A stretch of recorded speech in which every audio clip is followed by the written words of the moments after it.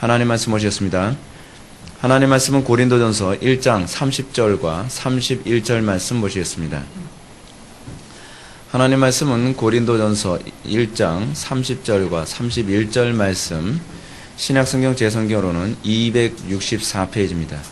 신약성경 264페이지, 고린도전서 1장 30절과 31절 말씀 찾으셨으면 제가 봉독하겠습니다. 너희는 하나님으로부터 나서 그리스도 예수 안에 있고 예수는 하나님으로부터 나와서 우리에게 지혜와 의로움과 거룩함과 구원함이 되셨으니 기록된 바 자랑하는 자는 주 안에서 자랑하라 함과 같게 하려 함이라. 아멘. 이 시간은 우리 기독교 강요 제3권 12장 오늘 4절부터 8절까지 보시도록 하시겠습니다. 하나님과 양심과 하나님 앞에서의 자기 비판이 행위에 대한 자랑을 제거시켜 주며 하나님의 긍휼하심을 받아들이도록 우리를 인도함이라고 하는 부분을 살펴보도록 하겠습니다. 여러분, 우리가 기독교 신앙이라고 하는 것이 무엇인가에 관한 개념을 정확하게 잡는 것은 굉장히 중요합니다. 우리가 얼마나 열심히 신앙생활하느냐보다 더 중요한 것은 우리가 얼마나 바르게 신앙생활하고 있느냐가 굉장히 중요한 문제입니다. 신앙생활을 바르게 한다는 것은 사실은 참 우리 힘으로는 불가능한 영역인 거라는 것을 요즘 많이 느낍니다. 신앙생활을 바르게 한다는 것은 전적으로 하나님의 주권이고 하나님께서 이끌어 주시지 않는 한 우리 힘으로 전혀 되지가 않습니다.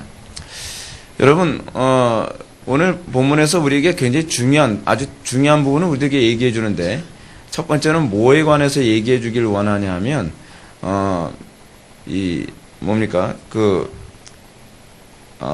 인간이 가지고 있는 이 허세가 어떤 것인가에 관한 부분을 얘기하면서, 인간이 온전히 하나님 앞에서 아무것도 아님을 우리에게 깨우쳐 주는 것이 첫 번째이고, 두 번째는 우리가 자랑할 것이 없고 우리가 오로지 그리스도만을 자랑하는 것이 신앙이라는 것을 우리들에게 얘기해 줍니다. 첫 번째는 다시 얘기합시다.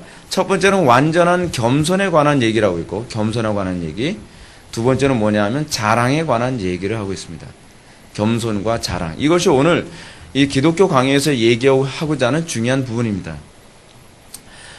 우리는 겸손을 어떻게 이해합니까? 여러분, 제가 항상 여러분한테 그런 말씀을 드립니다. 용어 정리가 굉장히 중요하다고요.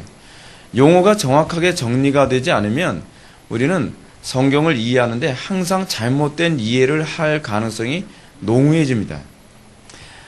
성경에서 나오는 그 겸손이란 단어를 우리가 일반적으로 사용하는 용어로 이해를 하게 되면 우리는 내가 성경의 잣대에 어느 정도 맞아떨어지는 삶을 살고 있다고 착각을 합니다. 그런데 여러분, 우리가 성경이 얘기하는 그 용어를 정확하게 이해를 하면 우리의 신앙이 성경에서 가르치는 신앙과 얼마나 거리가 먼지를 알 수가 있습니다.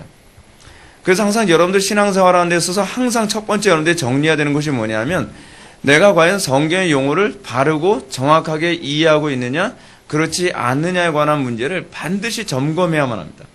이 부분이 항상 선행되지 않으면 안 돼요. 자, 먼저 우리가 한번 4절 한번 보시겠습니다. 하나님의 심판 때에서는 인간의 모든 허세가 무너짐이라고 하는 부분을 보겠습니다.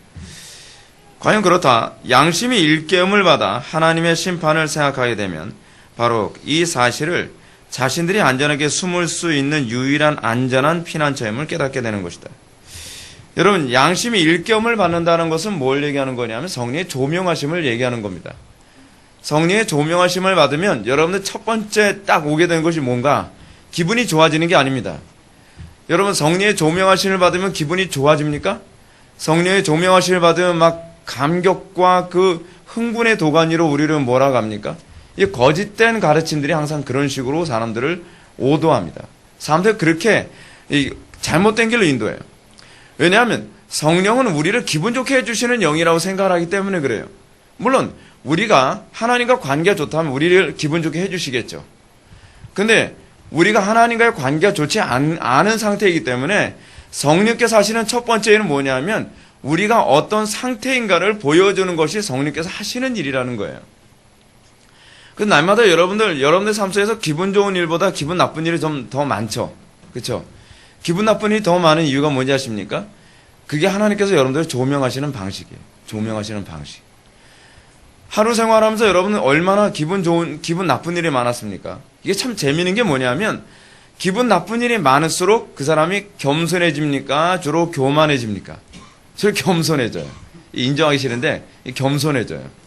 기분 좋은 일이 많으면 많을수록 자꾸 사람이 어떻게 되냐면 우쭐해지고 교만해져요. 근데 이것은요, 성령의 역사로 뭐가 형통하고 있는 가운데서도 그래요.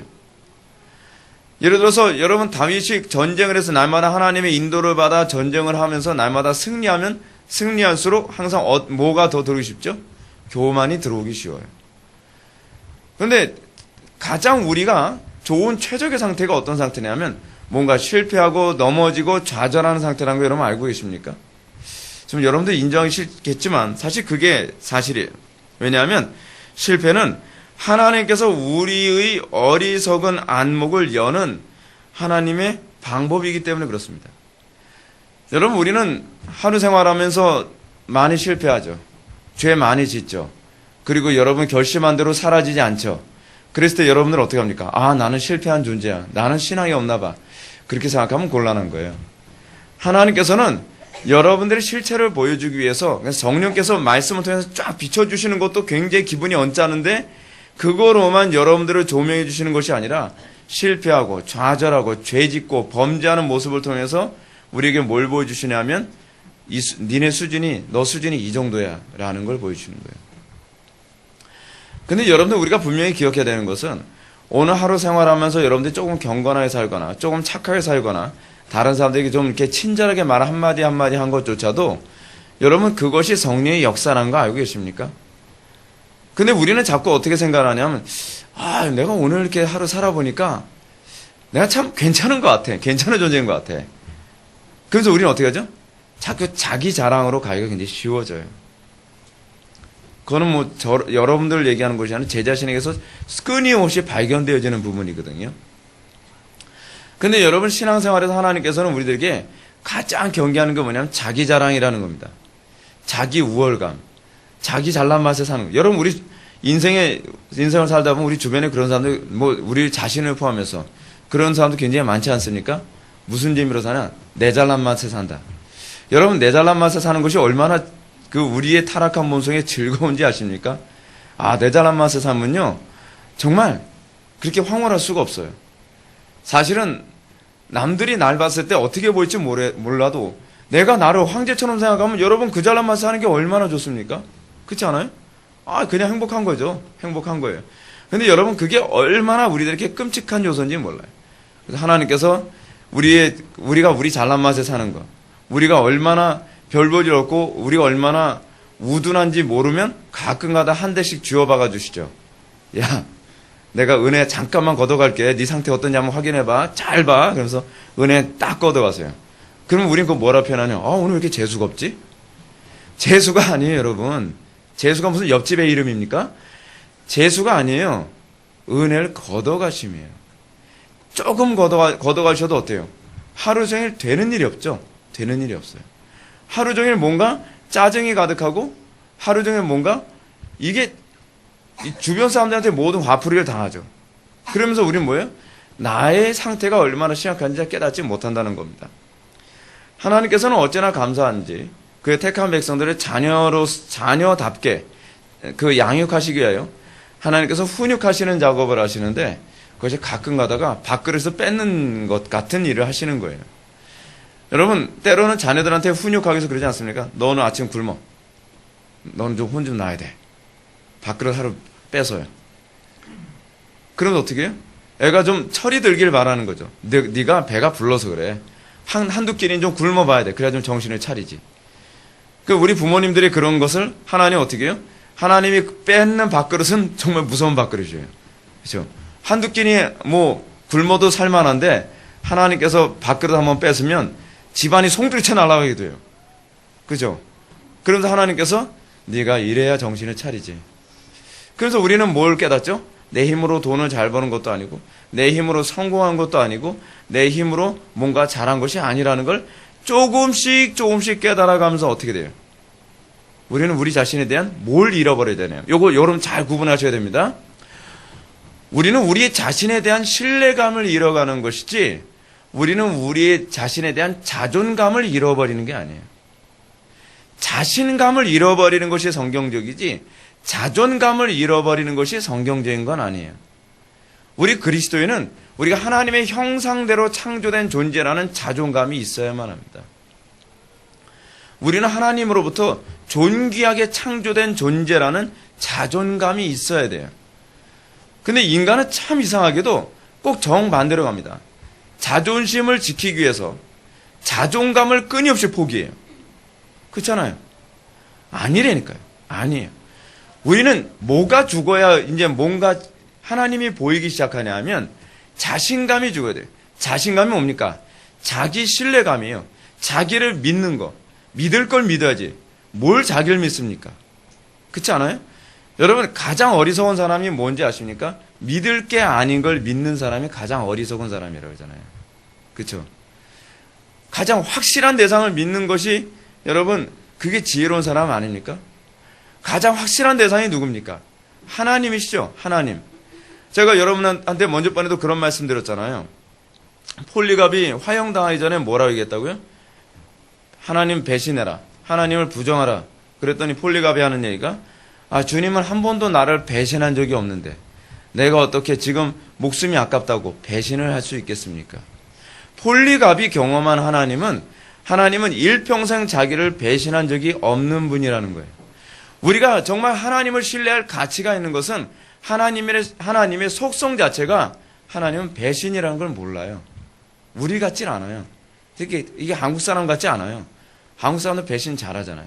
우리가 중국 사람들고 떼국놈 그럴지 모르지만 여러분 중국 사람들이 그러니까 중국인들 대상으로 선교하신 분들이 대부분 하시는 분들이 말씀이 뭐라 하냐면 중국인들은 의심이 많아서 잘 안 믿는데 한 번 믿으면 우직하게 믿는데요. 사람을요. 좀 괜찮죠. 예.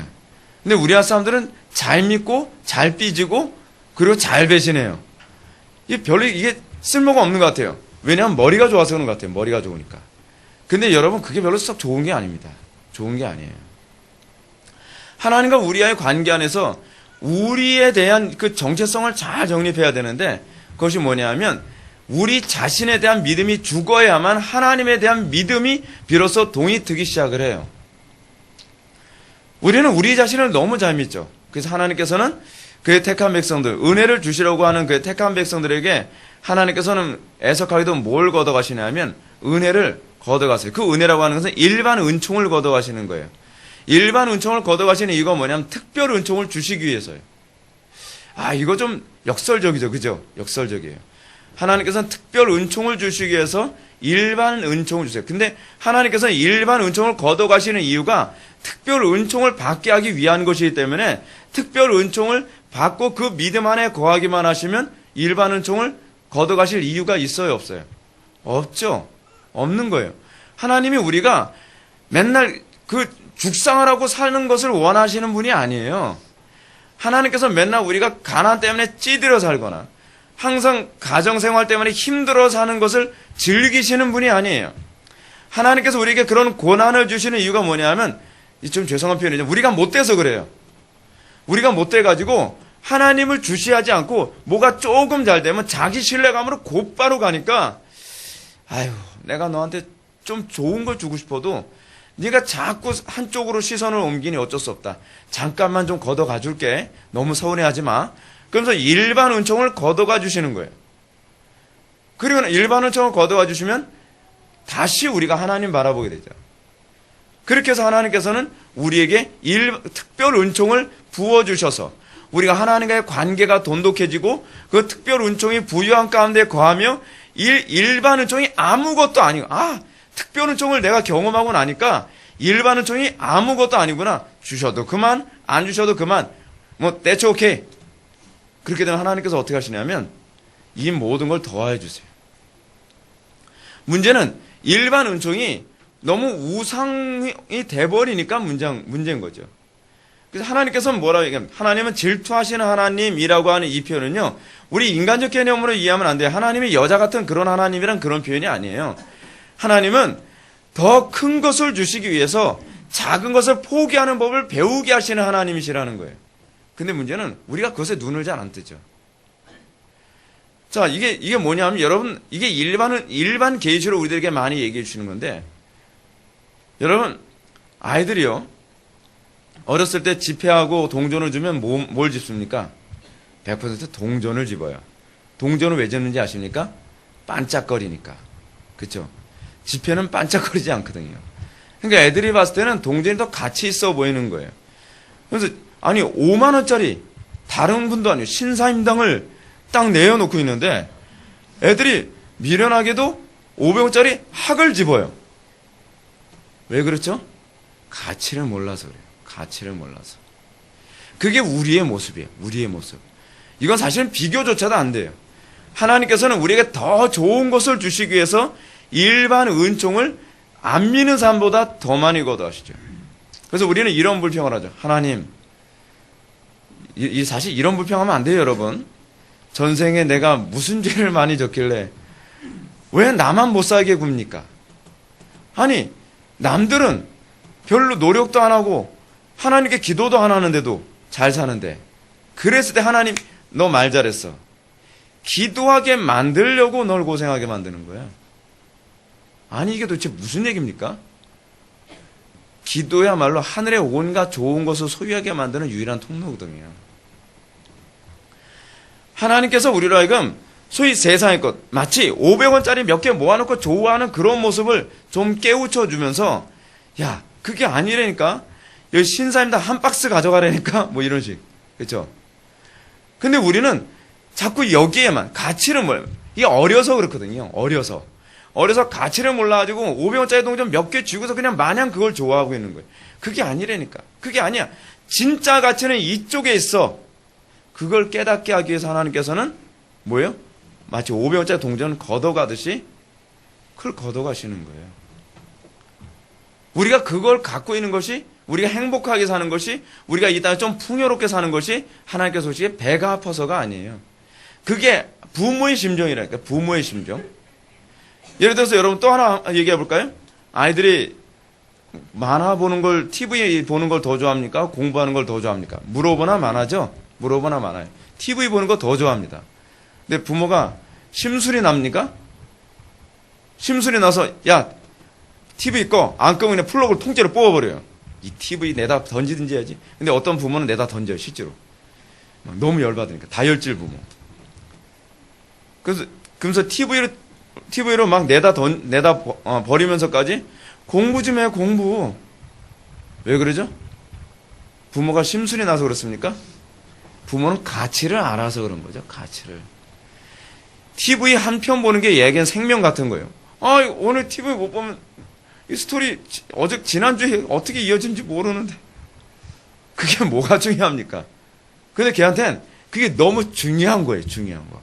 왜 그렇죠? 어려서 그래요, 어려서. 근데 이 아이가 좀 철이 들면 어떻습니까? 최근에 어떤 통계를 보니까 우리나라 국민들의 평균 독서량이 그러니까 1년 독서량이 3.5권인가 그렇대요.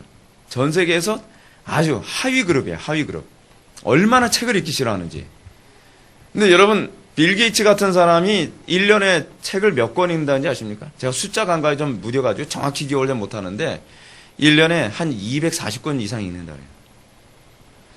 빌 게이츠는 뭐라고 했냐면, 나는 내가 하버드 대학이라고 하는 졸업장보다 더 자랑스러운 건 내가 책을 누구보다 많이 읽는다는 데 있다. 그 사람은 인터넷도 안 해요. 컴퓨터를 만드는 사람인데 자식한테도 인터넷도 안 시켜요. 왜냐하면 인터넷 하는 게 얼마나 안 좋은지 아니까. 짬날 때마다 책을 읽어요. 그리고 어떤 사람 하는 얘기가, 나는, 그 사람도 미국 사람인데, 나는 책을 읽는 기계다 라고 얘기할 정도로 책을 읽는 것에 대한 중요성과 가치를 정말 잘하니까, 누가 아무리 재미있는, 요즘 우리나라 드라마가 뭐가 태양의 후예인가? 뭔가, 그죠? 그게 요즘 유행이라고 하는데, 인기라고 하는데, 그런 거 안 봐요. 책을 읽는 거예요, 책을 읽는 거. 가치를 아니까. 나이가 되면서 가치를 알면 어떻게 해요? TV 켜놔도 안 보죠? 왜 그렇죠? 여러분, 성숙했다, 성숙하지 않았다에 관한 문제를 규정하는 중요한 기준이 뭔지 아십니까? 나이가 아니에요, 여러분. 가치관이에요. 가치관. 가치관이라는 게 뭘 얘기하는 겁니까? 가치. 여러분, 가치라는 것이 worth라잖아요, worth. 어떤 하나의 가치에 대한 뷰, 그 가치에 대한 안목이 열리는 거예요. 가치에 대한 안목. 여러분, 생각해 보십시오. 이, 나이가 20살이 넘었는데, 여전히 뽀로로 보는 재미에 TV에 앉아서 이러고 있는 거예요. 여러분, 그럼 우리가 볼 때 얼마나 웃깁니까? 아휴, 부모는 이제 속 터지죠. 저건 언제쯤 정신 차릴래나. 네가 좀 몇 살인데 뽀로로를 보니. 알았어요. 제가 좀 이제 컸으니까 이제는 다른 거 볼게요. 뭐, 그래서 하는 얘기가 뭐 마징가 제트. 그런 거. 속 터지는 거예요. 속 터지는 거예요. 왜 그렇죠? 여전히 가치의 척도를 볼 수 있는 안목이 열리질 않은 거예요. 여러분, 나이가 들면 더 높은 가치의 안목이 열려야 되는 거 아닙니까? 여러분, 20살 이 중에서 찔리는 사람이 있을까봐 제가 두려운데, 20살 넘었는데도 뽀로로 볼 때 행복한 사람. 우리는 왜 뽀로로 같은 거 하나도 안 보죠? 유치하니까. 가치 없으니까. 소위 그거예요. 가치 없으니까 그런 거예요. 왜 가치 없다고 느끼죠? 더 높은 가치에 대한 눈이 열렸기 때문에 그래요. 기껏해 액션 영화에 대한 가치가 아니죠. 신앙이라는 게 그거예요. 신앙이라는 건 그래서 가치의 안목이 열려서 세상에 하나님께서 주신 일반 은총이 나쁜 게 아니에요. 그렇죠? 돈이 나쁜 겁니까? 명예가 나쁜 겁니까? 그 사람 성공이 나쁜 겁니까? 행복하게 사는 게 나쁜 겁니까? 하나님은 그걸 나쁘다고 얘기하지 않으세요. 하나님께서는 우리가 이것보다 이게 더 가치 있는 거라는 것을 알게 해주실 뿐이에요. 제발 그거에 눈을 뜨라고 주님께서 우리들에게 말씀해 주시는 것이죠. 자, 근데 우리가 이런 소위 가치 없는 것을 하나님께서 걷어가심으로 말미암아 우리는 비로소 어떻게 해요? 가치 있는 것에 눈을 뜨게 되는데, 가치 있는 것에 눈을 뜨게 만드시는 하나님의 방법이 하나 있어요.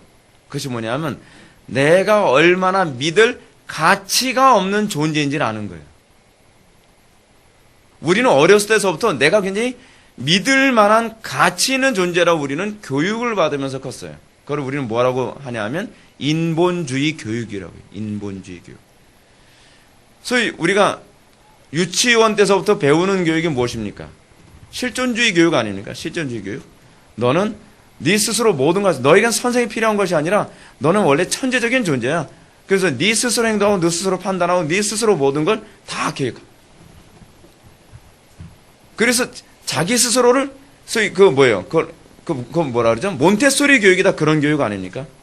선생과 학생과의 관계는 더 이상 가르치는 자와 교육자와 피교육자의 관계로 설정되지 않아요. 실존주의 교육에서는 선생은 그냥 얘네들은 원래 천재이기 때문에 가이드만 해줘 알아서 스스로 업그레이드 된다고 생각을 하는 거예요. 그래서 어렸을 때서부터 스승에 대한 존경심을 키울 아무 근거가 없죠. 왜냐하면 자기를 신뢰하는 교육을 어렸을 때서부터 배우면서 자라니까. 그러니까 여러분 어떻습니까? 애들한테 야단치지 말라 그러죠. 왜 애들한테 야단치지 말라 그러죠? 애들이 나이가 되면 스스로 깨우칠 거라 생각하니까. 저는 그렇게 안 봐요. 사람은요, 어렸을 때 버릇 여든까지 간다는 말 여러분 많이 듣죠. 3살 버릇 여든까지 간다는 말. 어렸을 때 깨우침을 받지 않고, 어렸을 때 교훈을 받지 않고, 어렸을 때 교정을 받지 않으면 진짜요, 제가 말씀드렸잖아요. 나이 80 먹어도 애처럼 행동을 해요. 애처럼. 제가 언젠가 여러분한테 그런 말씀 드리지 않았습니까? 전철에 탔는데 두 어르신들끼리 자리 싸움 가지고 싸우는 거예요. 근데 얼마나 유치찬란하게 싸우시는지 옆에서 보면서 제가 민망해서 외국인들이 볼까봐 너무 민망하더라고요. 너무 유치찬란해서. 어떤 할아버지가 경로석에 앉아 계셨어요. 근데 비스무리하게 연세 드신 할아버지께서 보시더니 야, 너 일어나. 그러는 거예요. 내가 왜 일어나야 되지? 그러니까 내가 너보다 나이가 너무 많으니까. 너 몇 살인데? 그러더니 그 얘는 한 머리 허연 양반이 서로 너 몇 살인데 굉장히 보기가 민망하더라고요. 그러니까 뭐 8살에서 한 뭐 9살 뭐 그 정도 차이가 나시나 봐요. 그러니까 한쪽에서 자리를 안 비키니까 열받으니까 지팡이로 누구 때리려고 그래요. 주변에서만 말리고 웅성웅성 난리가 났어요. 전철 한 칸이. 야, 정말 연세가 드셔도 철은 안 드는구나. 철은 나이 먹는다고 드는 게 아닙니다. 철은 어렸을 때부터 철들게 교육을 해야 철이 드는 겁니다. 제가 언젠가도 그런 말씀 드렸죠. 우리 왕 목사님 옛날에 목회하던 교회에서 동네 잔치가 열렸습니다. 동네 잔치가 열렸는데 잔치에 모여서 다 식사를 하고 이제 밥상을 쫙 펴놓고 이제 식사를 하는데 거기에 한 이른이 좀 넘으신 그 어르신이 한 분 계셨어요. 그분이 생선을 좋아하세요. 근데 자기 앞에 생선이 있는 거예요. 근데 그 시커멓고 큰 손을 가지고 한쪽 손으로 생선을 가리고 자기 혼자 먹는 거예요. 그러니까 맞은편에 앉았던 그 한성가를 한다고 하는 집사님이 계셨거든요. 성이 문시를 작가는 집사님인데 그 집사님이 보시다가 자기도 생선을 좋아하거든요. 열이 받은 거예요. 그러더니 젓가락 딱 내놓고 나가버리는 거예요. 에이 정말 그러면서 나가요. 여러분 어떻습니까? 이거 무슨 유치원에서 일어난 일처럼 보이지 않습니까? 유치원에서 일어난 일이 아니에요. 동네에서 일어난 일, 동네에서. 철이 안 되면 그렇게 되는 거예요. 근데 문제가 뭐냐면 어렸을 때부터 가치를 안 배운 거예요. 가치를. 인격적 가치. 그렇죠? 그분이 어렸을 때 만약에 내가 이걸 먹고 싶어도 참고 다른 사람들에게 양보하는 것이 더 가치 있는 것이라는 걸 만약에 알았다고 한다면, 그리고 품위 있게 행동하는 것이 더 가치 있는 것이라는 걸 알았다고 한다면, 과연 그 할아버지들이 막 싸우셨을까요? 지팡이 들고? 너 몇 살이야? 그러면서. 연세 드신 분들도 꼭 싸울 때 너 몇 살이야? 그러더라고요. 그러니까 외국 사람들이 이해가 안 간대요. 외국 사람들은 왜 한국 사람 싸울 때 왜 나이를 물어보는지 이해가 안 된대요. 왜 how old are you? 그런데. 이유가 뭐지? 왜 나이를 물어보는 거지? 이해가 안 간대요. 그리고 밥 먹어서 왜 자기가 좋아하는 것을 손을 가리죠? 이해가 안 가는 거예요. 왜 그렇죠? 가치의 문제, 가치의 문제. 근데 문제가 뭐냐면 우리가 신앙생활을 한다고 하면서도 여전히 가치에 눈을 안 뜨고 있다는 것이 문제예요. 세상의 것과 하나님의 것에 대한 가치를 볼 수 있는 눈이, 여러분 10년 생활하면 뭐합니까? 그게 안 보이는데 내가 왜 아까운 시간 투자하면서 내가 왜 예배당 가서 그 지루한 설교를 내가 계속 들어야 되지? 아 그래 알아. 예수님이 나를 위해 십자가 못 박혀 돌아가셨다고? 내가 믿는다니까. 아니 믿는다고. 내가 그런 걸 들으면 맨날 내가 예배당에 가야 돼? 왜 이런 얘기가 나오는 거죠? 한쪽에서 복음의 말씀 듣고만 눈물을 흘리고 감격하는 모습은, 저게 그 대단하다고 그것 때문에 감격해서 만나면은, 오늘 은혜 받은 말씀과 나눕시다. 뭘 나누긴 그 얘기야, 그 얘기도만. 왜 그런 거죠? 가치를 모르니까.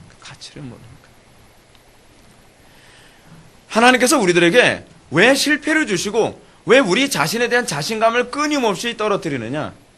여러분, 우리 교회에서 신앙생활 하시면서 여러분 은혜 받게 되어진 사람들 보면 참 우리 교회는 그래요. 꼭 잘 나가는 사람들이 오질 않아요. 좀 돈 잘 버는 사람 보면 얼마나 좋아요.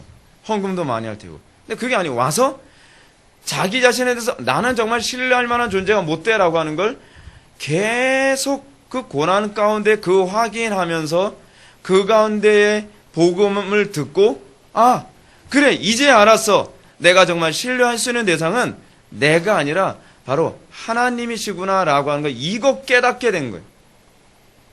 그게 하나님께서 우리로 하여금 광야라고 하는 학교에서 우리에게 가르치는 커리큘럼이에요. 자, 그러면서 여러분들 292페이지 밑에서 네 번째 줄 보실까요? 사도 바울이 이렇게 고백합니다. 그가 어둠에 감추인 것들을 드러내고 마음의 뜻을 나타내시니. 어둠에 감추인 게 뭐죠? 내 실체죠. 내 실체. 우리는 어둠에 감춰져 있지 않습니까? 우리는 내가 신앙 되게 좋다고 생각하잖아요. 우리는 내가 성격 되게 좋다고 생각하잖아요. 우리는 내가 굉장히 인격적이라고 생각을 하잖아요.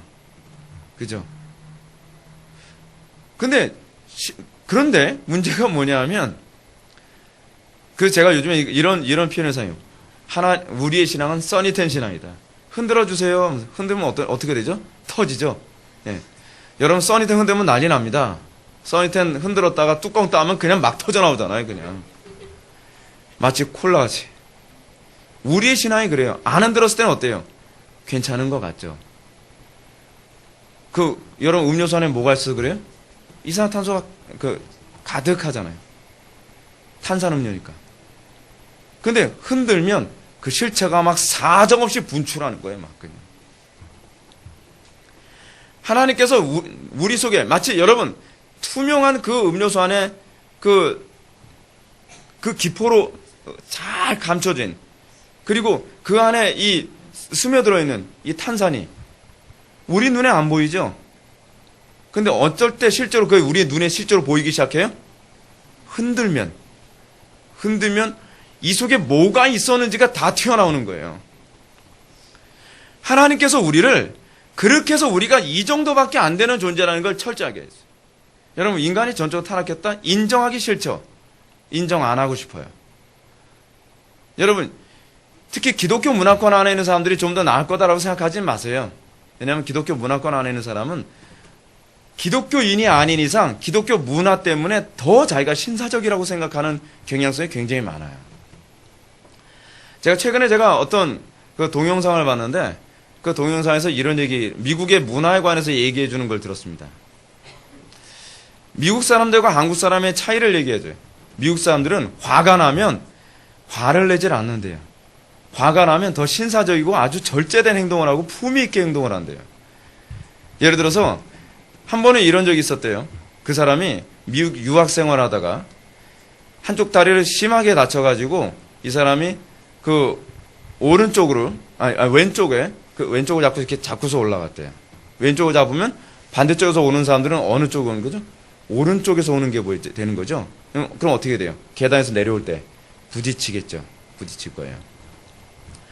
사람들이 지나가다가 이 사람이 반대편으로 이렇게 힘들게 한쪽 다리 다쳐서 이렇게 막 붙잡고 올라가는 거 보니까 피해서 가요.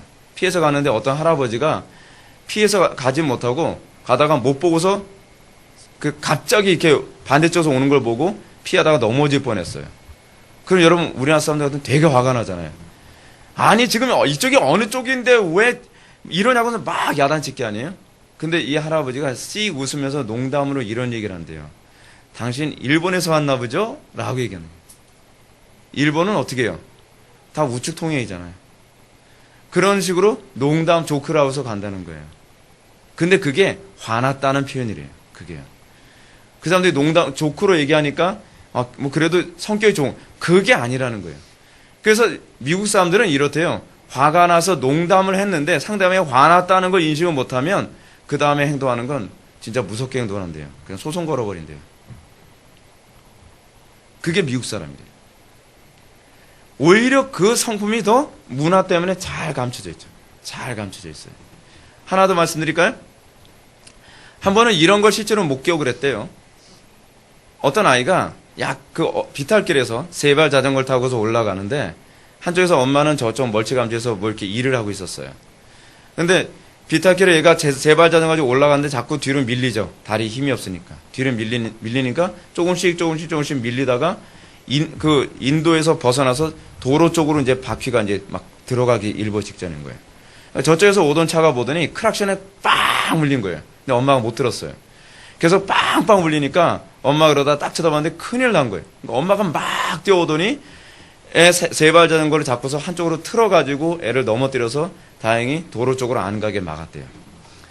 근데 그리고 나서 그 엄마가 하는 말을 지나가면서 이 사람이 들었대요. 뭐라고 얘기하냐면, 얘야, 나는 너를 사랑한다. 얘야, 너 지금 그거 많이 놀랐지? 집에 가 있거라. 엄마가 쿠키 만들어 줄게. 그러더래요. 근데 이 모습을 보고서 한국에 왔는데 한국인 엄마들은 정반대로 얘기하더래요. 한국에 자기 아이가 전철에서 잘못해서 플랫폼 같은 거 보면 우리나라 사람들은 막 일부러 다 노란선 안쪽으로 와서 막 대기하고 막 그러잖아요. 뭐 버스 정류소에서 우리나라에서 막 그냥 도로까지 나가서 막 기다리고요. 근데 그러다가 애가 크게 다칠 뻔했는데 엄마가 간신히 멱살을 잡고 땡겨가지고 애가 다치지 않게 됐대요. 그 다음에 그 엄마 하는 말. 야, XX야. 너 집에 가면 뒤졌어. 그래서 완전히 다르죠. 완전히 다르죠. 근데 미국 사람들은 그만큼 자기 자신들 문화 자체가 어떤 존재인지 드러내기가 더 힘든 거예요. 내가 얼마나 악한 존재인지 드러내기가 더 힘든 거죠. 그렇다고 해서 그 사람들은 안 타락했습니까? 아니에요. 그 사람들 예수 안 믿는 사람들이에요. 근데 문제는 뭐냐면 우리의 삶 속에서 하나님은 그런 것을 하나씩, 그래서 여러분 교회 안에서 자기 자신의 실체를 드러내기 어려운 사람들이 있어요. 외식으로 충만한 사람들. 웬만큼 고난이 있지 않는 한 자기를 잘 포장을 해요. 자기가 굉장히 악하다는 걸 잘 티를 안 내요. 그리고 어떤 상황에서도 자기가 굉장히 품위 있게 행동을 하려고 들어요. 그래서 나 같은 사람 천국 안 가면 누가 가겠어? 라고 생각한단 말이에요. 그래서 하나님께서는 그래 너 천국 가게 해줄게 하면서 좀 많이 고달프게 만들어 주시죠. 그러면서 여러분 밑에서 세 번째 줄 보실까요? 이렇게 하나님께 흔들면 이런 하나님의 테스트를 받게 되면 양심이 아무리 숨기고자 해도 이미 완전히 잊어버린 것들까지 모두 다 실토해내지 않을 수 없을 것이다. 고난을 통해서 우리 자신에게 너무나 많은 점수를 매기고 있었던 우리 자신에 대해서 우리가 이제 좀 더 객관적으로 점수를 매길 수 있게 되는 거죠. 아, 나는 몇 점? 빵점이구나. 빵점이구나. 하나님의 은혜 없이는 나는 결코 살 수 없는 존재구나. 내 점수는 빵점. 근데 그걸 인정 잘 하기 싫단 말이에요. 난 굉장히 괜찮은 존재라고 누군가 봐주길 원해. 여러분, 조심해야 될 게 있습니다. 남들이 여러분들을 좋게 봐주는 건 아무런 의미가 없습니다. 하나님께서 나를 창피를 줘서 왜 나를 이렇게 만드셨습니까? 아니, 왜 다른 모든 사람들을 다 본 앞에 이런 창피를 주시죠? 다른 사람이 나를 어떻게 평가하는 게 중요한가요? 중요한 건 하나님의 심판대 앞에서 우리가 어떻게 평가받을 것인가에 관한 문제거든요. 하나님께서는 지금 우리가 이걸 통해서 내 자신을 정확하게 평가할 수 있도록 기회를 주시고, 그래서 궁극적으로 목표라는 바가 무엇인지 제가 말씀드릴게요. 하나님의 긍휼만을 붙잡게 만드는 거예요. 여러분, 신앙생활은 뭔지 아십니까? 끊임없이 하나님 앞에 왕처럼 행세하는 것이 아니라 거지처럼 행세하는 거예요. 항상 하나님의 긍휼을 구하지 않으면 살 수 없는 존재로 우리를 드러내시는 거예요. 우리는 구원을 어떻게 받는다고 생각하죠? 좀 품위 있게 받을 수 있다고 생각을 하죠. 자존심 안 꺾고 고난 안 당하고 그리고 품위 있고 신사적으로 우리는 구원받을 수 있을 거라고 생각하죠. 틀렸어요. 그런 식으로 구원받을 수 있는 방법이 없어요. 우리가 악하지만 않다면 모르는데 우리가 악하기 때문에 우리는 그렇게 구원받을 수 있는 방법이 없어요. 우리는 하나님 앞에 마치 이런 식으로 구원을 받기를 원해요. 하나님 앞에 청구서 딱 써가지고 마치 은행에서 품위 있게 내가 35억 청구를 딱 하면 은행원이 공손하게 딱 돈을 여기다 올려놓고 딱 주듯이 하나님께서 우리들에게 구원을 그렇게 주시길 바라요. 구원은 그렇게 받는 게 아니에요. 구원은 하나님 앞에 거지처럼 구걸하면서 받는 거예요. 여러분, 복음서에서 여러분 예수님께 내 믿음이 너를 구원하였느니라 라는 선언을 받은 사람 중에 품위 있게 구원받은 사람 있나요? 품위 있게 딱 앉아있는데 예수님이 딱 무릎 꿇고 구원을 받으시죠. 그런 거 없어요. 하나님과 관계에서, 그러니까 예수님과의 관계 안에서 철저히 무시당하고 철저히 짓밟히는 것 같은 그런 관계에서조차도 다윗의 자손 예수여 나를 어떻게 해달라고요? 불쌍히 여기소서. 여러분, 왜 우리 복음서에서 그 표현이 자꾸 강조되는지 아십니까? 하나님께서 우리를 구원하시는 근거가 그거 하나밖에 없기 때문에 그래요. 우리를 불쌍히 여겨서 구원하시는 거예요. 반면에 부자 청년의 문제가 뭐였죠? 부자 청년은 영생을 얻기 위해 예수님께 찾아오는 이 문제에 관하여 긍휼이라고 하는 하나님의 속성의 근거를 두지 아니하고 내가 무엇을 하여야 내가 구원을 얻을 수 있사오리까? 내가 영생을 얻을 수 있겠습니까? 라고 얘기하죠. 굉장히 품위 있게 구원받기를 원하는 거죠. 저는요, 모든 계명을 다 지켰어요. 하나님 말씀에 철저하게 살았습니다. 어렸을 때서부터. 그것도 잘 들으세요, 예수님. 그것도 어렸을 때서부터. 어떻게 생각하시죠? 나 같은 사람 구원 안 받으면 누가 구원 받죠? 예수님 얼마나 황당하겠습니까? 너 잘났다. 그래. 너 그렇게 잘났으면 네 모든 재산을 팔아 이웃과 나누고 나 한번 따라 볼래? 여기서 우리가 굉장히 중요한 부분이 있습니다. 다 팔라는 얘기로 우리는 오해합니다. 그 얘기가 아니에요. 우리의 의로 구원받을 없음을 입증하고 있는 것일 뿐이에요. 우리가 궁극적으로 구원을 받을 수 있는 근거는 딱 하나밖에 없습니다. 긍휼입니다. 긍휼. 하나님의 속성에 의존되는 거지 나에게서 어떤 근거를 찾지 않는 거예요. 근데 그거를 깨닫는데 우리는 얼마나 많은 시간이 걸리냐면 바닥을 쳐야만 비로소 뭔가 개슴츠레하게 조금 눈을 뜨기 시작한다는 거예요. 여러분 참 인정하기 싫죠? 인정하기 싫죠? 근데 그게 기독교예요. 그게 기독교예요. 그래서 우리는 하나님 앞에서 철저히 자존심이고 뭐고 다 박살이 나고 난 다음에 그래서 나온 찬송가 가사가 그거 아닙니까? 천부여 의지없어서 항복하고 옵니다. 자존심이 뭐고 아무것도 아닙니다. 난 주님의 긍휼만을 바라봅니다. 근데 그것이 여러분 처음 구원받을 때만 그런가요? 기도가 일평생 그렇게 가는 거예요. 기도. 여러분 오늘날 기도의 가장 심각한 문제가 뭔지 아십니까? 오늘날 우리는 기도를 거지처럼 하려고 하지 않고 굉장히 왕처럼 하려고 해요. 품위 있게. 그죠? 남들 앞에 어떻게 보이길 바래요? 굉장히 경건해 보이고 멋있게. 주님. 실제로 여러분 바리새인과 그리고 이 세리의 기도의 모습이 바로 그걸 잘 보여주는 겁니다. 세리의 기도는 어떻죠? 마치 세례 기도에서도 그대로 이 부분이 잘 나타납니다. 우리가 이제 이 기독교 강의에서 오늘 본문에도 나오는 얘기인데 세리는 뭐라고 합니까? 부끄러워 참아 고개를 들지도 못하고 하나님이여 나는 죄인입니다. 그러면서 정말 거지처럼 하나님 앞에 구걸하듯이 긍휼을 구하죠. 근데 여러분 바리새인은 어떻게 기도하나요? 하나님 감사합니다. 한번 좀 볼까요? 그 본문 한번 봅시다.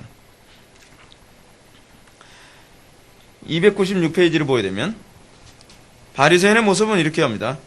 누가복음 18장 11절 말씀부터 나오는 부분인데 그걸 인용하면서 이렇게 합니다. 중간 부분이에요. 7절 중간 부분.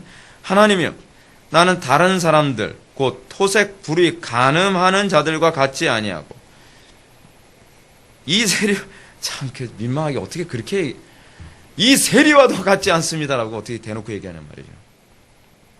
나는 일에 2번씩 금식하고 또 소득의 11조를 드리나이다. 어떻죠? 이 정도면 나 은혜 받을 만하지 않습니까? 여러분 근데 이게 사실 우리의 모습이라는 거 알고 계세요? 우리가 하나님 앞에 항상 하소연할 때 어떻게 하소연하죠? 하나님 제가 얼마나 헌신했는데요. 어떻게 나한테 이러실 수 있죠? 하나님 제가 얼마나 기도생활 열심히 했는데요. 여러분 우리는 제가 지금 여러분한테 기도의 태도에 관해서 말씀드리는 겁니다. 우리는 기도를 할 때 항상 내 의의를 근거로 해서 나아가려고 하죠. 이게 문제인 거예요. 세리의 그 중요한 부분이 무엇입니까? 나에게서 아무것도 자랑할 것이 없고 하나님의 긍휼만을 바라봅니다. 근데 그게 우리가 일평생 기도할 때 그 기도를 하는 거예요. 남들한테 품위 있게 보이려고 기도하는 거예요. 여러분 그게 외식의 전인적인 특징입니다. 여러분 거지가 구걸을 하는데 남의 그 안목 의식하면서 구걸할 수 있겠습니까? 못해요. 못해. 남에게 구걸하려면 자존심이고 뭐고 다 떼야 되거든요. 계급장이 뭐고 다 떼야 돼요. 과거에 내가 전직 무엇이었는지 다 떼야 돼요. 그렇죠? 내가 전직 과거에라도 대법원장이었는데 소용없어요. 다 떼야 돼요. 지금 내가 당장 배고픈데 여러분 전쟁통에 먹을 거 없고 힘들고 어려울 때 여러분 보십시오. 아무리 많이 배운 사람이고 아무리 사회적으로 잘 나가는 사람이나 할지라도 배고픈 데는 장사가 없거든요. 그냥 구걸을 하는 거예요. 우리나라에 와서 일하는 노동자들 다 그런 사람들 아닙니까? 배고프니까 어쩔 수 없어요. 러시아 무희도 우리나라 와서 뭐 벌거벗고 춤을 추는데 그 여자들 그쪽에서 그렇게 살던 여자들 아닙니다. 교사 출신도 있고요. 변호사 출신도 있고요. 그리고 사회적으로 잘 나간다는 그 지식층들이 얼마나 많이 왔는지 몰라요. 배고프니까 한 푼이라도 돈을 벌기 위해서 구걸하려고 부끄러운 짓 해가면서 그렇게 살아가는 거예요. 우리나라에서 여러분 공장에서 일하는 노동자들, 외국인 근로자들, 그 사람들 그 나라에서 굉장히 고급 학부를 나온 사람이라는 거 여러분 알고 계십니까?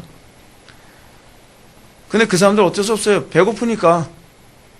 자기가 그 나라에서 자기가 어떤 사람이냐는 중요한 것이 아니죠. 그냥 일 시키면 시키는 대로 네 알겠습니다 하면서 한국말 배워가면서 그래서 일을 해가는 거예요.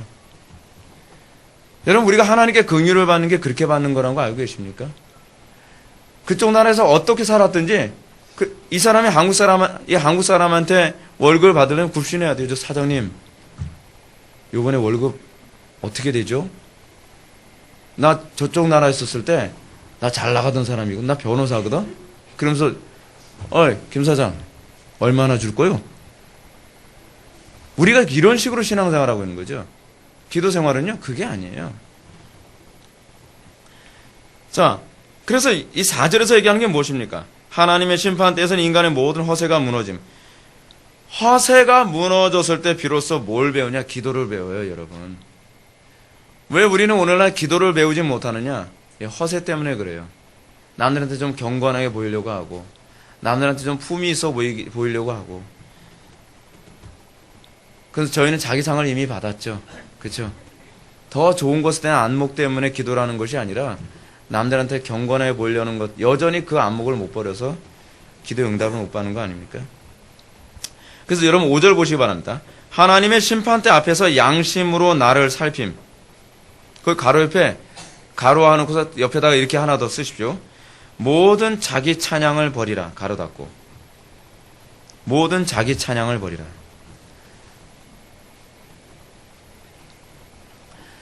여러분 하나님께서 우리의 행위를 근거로 해서 구원하지 아니하시고 하나님께서 예수 그리스도의 구속의 은총을 통해서만 구원하신 궁극적 목적이 무엇이냐면 하나님만 자랑하게 하기 위해서입니다. 이것이 우리가 구원받은 이유고 그리고 목표예요. 전도라는 것부터 잠깐 얘기할까요? 전도는 뭐죠? 전도는 예수 믿어야 복받아 천국가 그 얘기가 아니에요. 전도의 궁극적 목적이 핵심이 무엇이냐면 하나님을 자랑하는 거예요. 우리는 근데 뭔가 좀 번지수가 틀렸죠.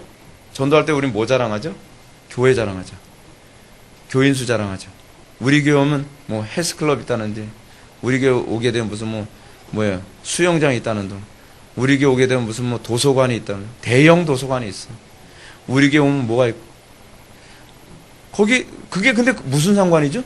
근데 그 교회만 있나요? 교회만 있는 게 아니거든요. 다른 세상에 가면 더 훌륭한 데 많이 있어요. 근데 우린 어설픈, 이제 예를 들어서 그러죠. 우리 교회 오면 영화도 보여줘. 아니, 요즘 CGV 얼마나 잘 되는데 꼭 거기 가야 되나? 그렇잖아요? 궁극적으로 하나님께서 우리를 구원하신 목적이 무엇이냐면 예수 그리스도의 구속의 은총을 찬송케 하기 위해서예요. 근데 문제가 어디 있냐면 우리는 그 구속의 은총에 대한 찬송한 것뿐 마음이 없다는 게 문제예요. 그게 별로 대단해 보이지가 않아요. 왠지 아세요? 구원은 내가 선택한 거라 생각하니까. 내가 잘나서 구원받았는데 내가 왜 그걸 남들한테 미움받아가면서 천대받아가면서 내가 왜 그 예수님을 찬송해야 돼? 그렇지 않습니까? 이게 문제예요. 진정으로 그 구속의 은총을 찬송하려면 내가 아무런 의의가 없는데 나같이 정말 아무것도 아닌 존재를 구원하셨다는 것이 그게 감격스러워야만 비로소 찬송이 나오는 거 아닙니까? 그렇잖아요. 근데 우린 자꾸 이렇게 얘기하죠. 내가 은혜를 받았는데 은혜를 받은 건 이렇게 해서야. 항상 원인을 나에게서 찾으려고 하죠. 이렇게 해서가 아니에요. 은혜예요, 그냥. 은혜로 받은 거예요. 은혜로. 그래서 5절을 보면 한번 읽어볼까요? 하나님의 완전하심을 바라보던 데서 시선을 내려서 우리 자신을 보기를 부끄러워서는 안 되겠고, 그렇게 우리를 보면서 맹목적인 자기 사랑에 빠지거나 우쭐해지는 일이 있어서도 안 될 것이다. 우리가 정말 조심해야 되는 것은 내가 뭔가 남들에게 자랑할 만한 것이 있다고 생각하는 것이 우리라고 하나님과 멀어지게 만드는 초석이라는 걸 기억해야 된다는 겁니다. 우리에게서 자랑할 것이 없어요.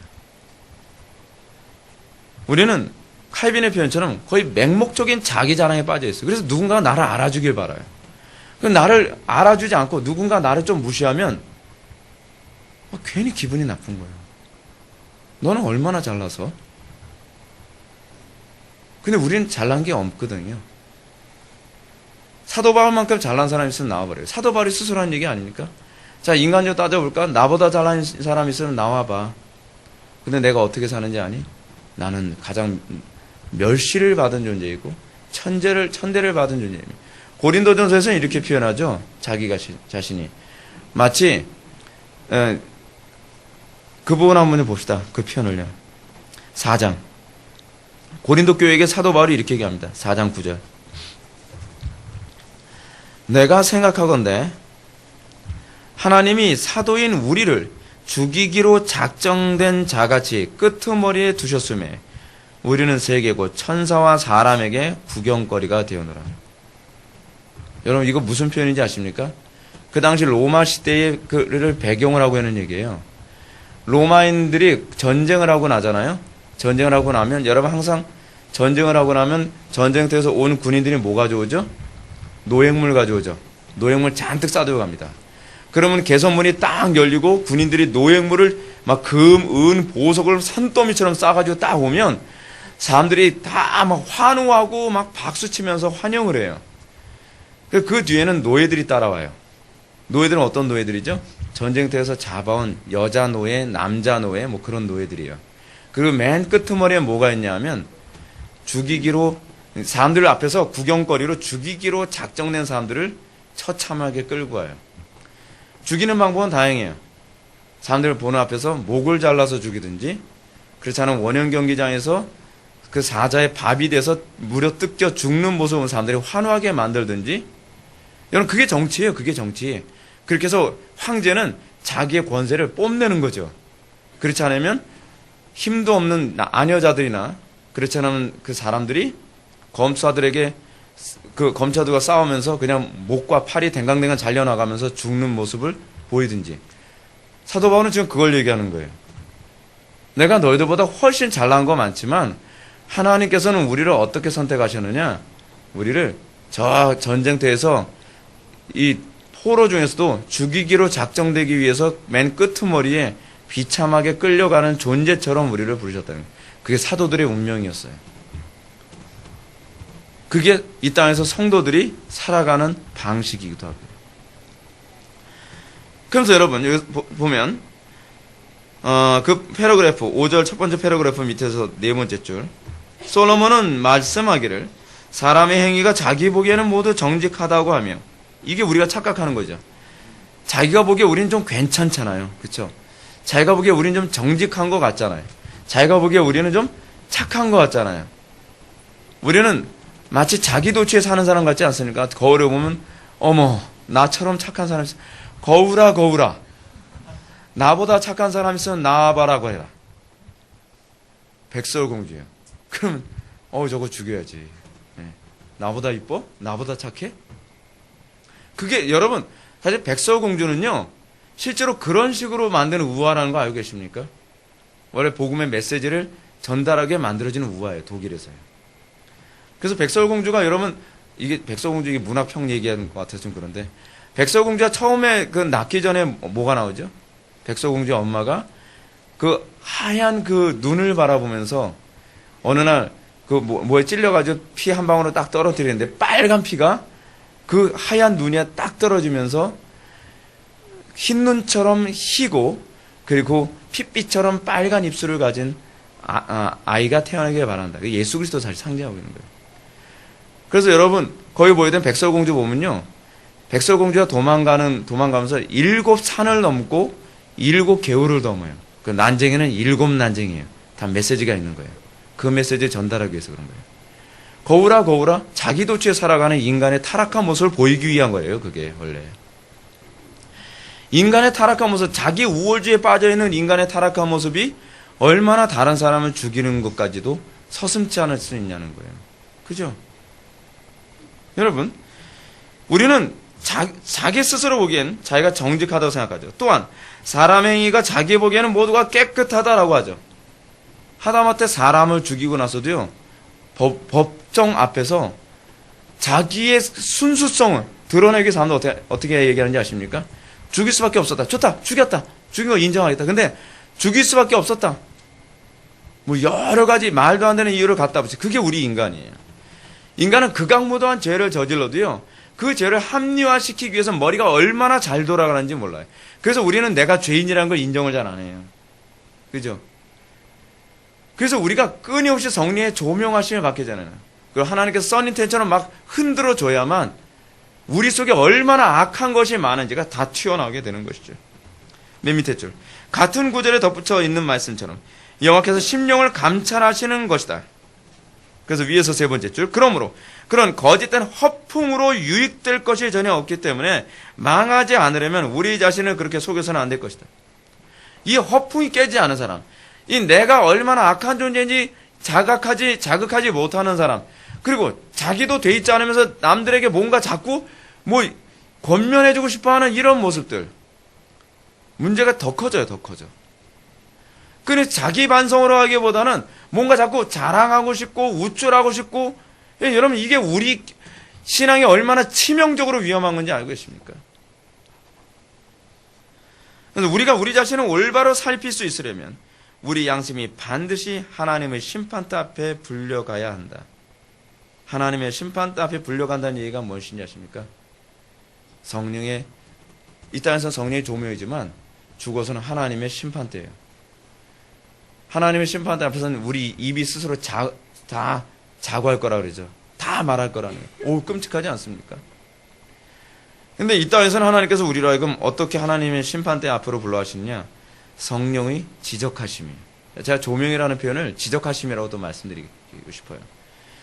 마치 부모님이 일일이 다 지적하죠. 너 밥 먹을 때 제발 이러지 좀 마. 꼭 자기 전엔 세수 좀 하고 이렇게 다 부모가 다 지적하잖아요. 그죠? 지적하죠. 하나님은 우리의 아버지 같은 분이시잖아요. 하나님이 우리를 하나님의 형상으로 당신의 모습으로 닮도록 하게 그런 거 지적하는 거거든요. 여러분, 부모가 왜 자식들 계속 지적을 하죠? 여러분, 그게 묘한 거예요. 자기 형상대로 만들어가는 방식이거든요. 부모는 자기 눈에 거슬려서 지적하는 거예요.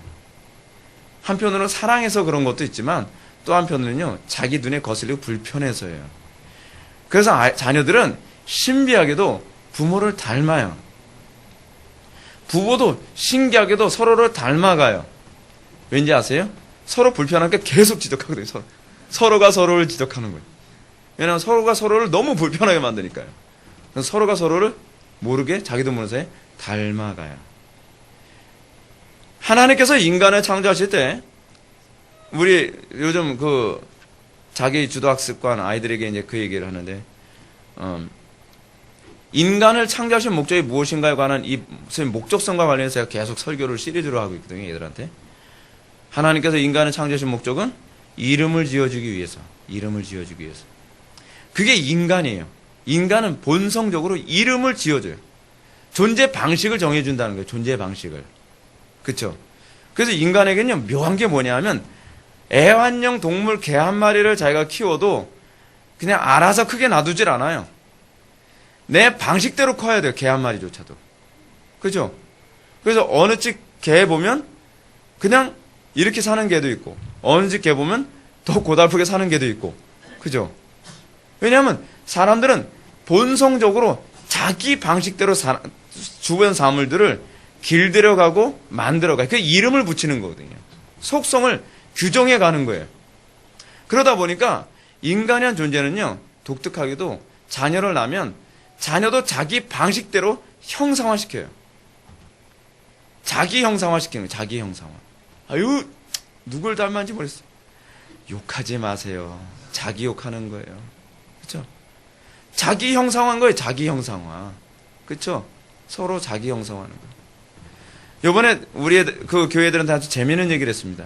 아담과 하와가 타락하고 난 다음에 하나님께서 이 땅을 저주하셨죠.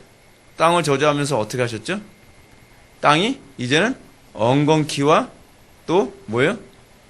그 가시떨기를 내도록 하셨죠. 이게 두 가지 의미가 있어요. 두 가지 의미가. 첫 번째 의미는 뭐냐면 저주를 받아서 그 땅에 원래 그런 거 안 생겼는데 나오게 된 거예요. 그 첫 번째 의미예요. 두 번째 의미는 뭐냐? 경작이 멈추면 나타나는 것이 바로 그거라는 거예요. 여러분, 농부가 경작을 멈추면 어떻게 되죠? 알아서 나무가 자라나요? 알아서 여러분 화초가 막 아름답게 막 피나요? 농부가 경작을 멈추면 그 자리엔 반드시 잡초가 무성해져요. 농부가 경작을 멈추면 반드시 그 자리는 가시덤불이 생기고 엉겅퀴가 생기게 되어 있다는 얘기예요. 아담과 하와가 범죄를 한 이후에 하나님께서 원하시는 경작을 안 하게 되죠. 그의 인생에서 이제는 경작이 멈춤으로 아무것도 없는 것이 아니라 경작이 멈추면 그 다음서부터는 그 자리엔 가시덤불과 엉겅퀴로 무성해져 가는 거예요. 잡초로 무성해지는 거예요. 자, 그러면서 이런 얘기를 합니다. 여러분, 우리 인생에서 우리가 하나님의 영광을 위해 경작 행위를 안 하면 그 기간은 여러분 그냥 공으로 비어있는 기간이 아닙니다. 하나님의 영광에서 경작하지 않은 그 기간은요, 잡초로 무성한 기간이요, 엉겅퀴와 그리고 가시떨기로 무성한 기간이 될 거예요. 잘 생각해 보세요. 여러분들이 인생을 뒤돌아보십시오. 여러분들이 인생을 뒤돌아봤을 때 하나님께서 보기에 좋았더라라고 하는 나무가 무성합니까? 아니면 여러분들 인생을 뒤돌아봤더니 온통 잡초투성이고 온통 가시떨기 투성이고 온통 뭐예요? 이 엉겅퀴 투성인 인생이지 않습니까? 인생은요, 하나님의 영광을 위해서 경작을 하지 않으면 계속 그것 투성이에요. 그것 투성이. 하나님께서 우리들에게 매 순간순간마다 죽도록 충성하라고 얘기하고 있어요. 경작하라는 거죠. 하나님의 형상을 이 땅에 확립하도록 경작하라는 겁니다. 그렇지 않으면 여러분들의 가정이 가시떨기와 엉겅퀴와 잡초로 무성해지고 여러분들의 심령이 가시떨기와 엉겅퀴와 잡초로 무성해지고 여러분들의 인생 전체가 가시떨기와 엉겅퀴로 잡초로 무성해진다는 걸 기억해야 된다는 거예요. 여러분, 그러면서 6절 보면 하나님 앞에서의 겸손. 그러나 우리가 전적으로 궁핍하고 극빈하여 하나님의 긍휼하심을 바라보지 않는다면 과연 우리 자신을 낮출 방법이 무엇이겠는가?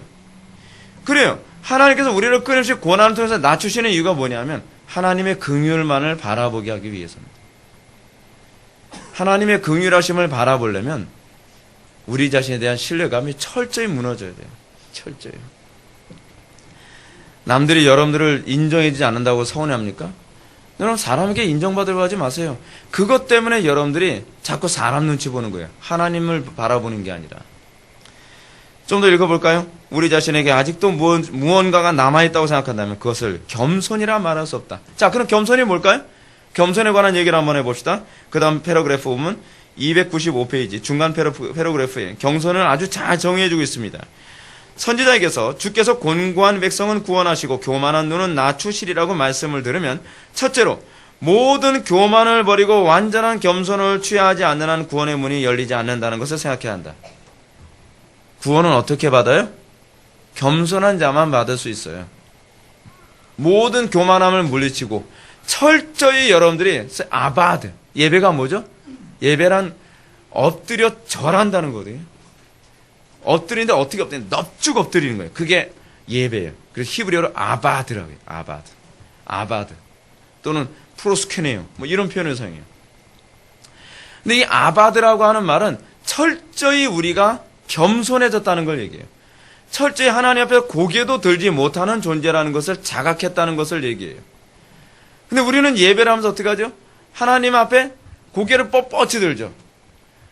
하나님 앞에 기분이 좋다 나쁘다 얘기하죠. 하나님의 말씀 앞에서도 난 그거 받아들일 수 없는데요 라고 얘기해요. 아직 먼 거예요. 아직 멀었어요.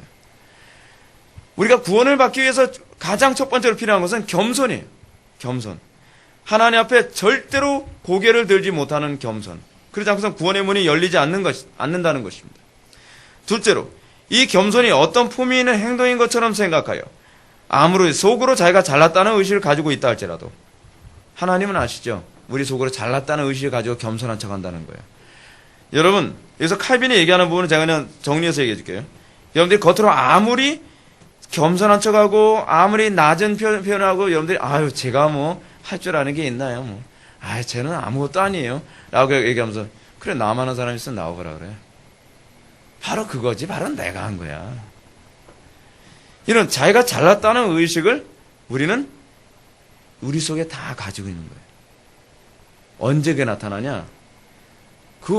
맞아요. 당신이 잘한 거 아니에요. 라고 하면서 대놓고 얘기하면 그때부터 기분이 나빠지는 거예요. 내 입으로 얘기할 때야 할 수 있지만 왜 당신이 그렇게 얘기해? 당신 잘난 거 하나도 없잖아요. 아유, 그러면 내 입으로 전 잘난 거 하나도 없어요. 라고 얘기할 때는 기분이 안 상하는데 남들이 당신 잘난 거 하나도 없잖아요. 그러면 네가 뭐길래 나오는 거죠.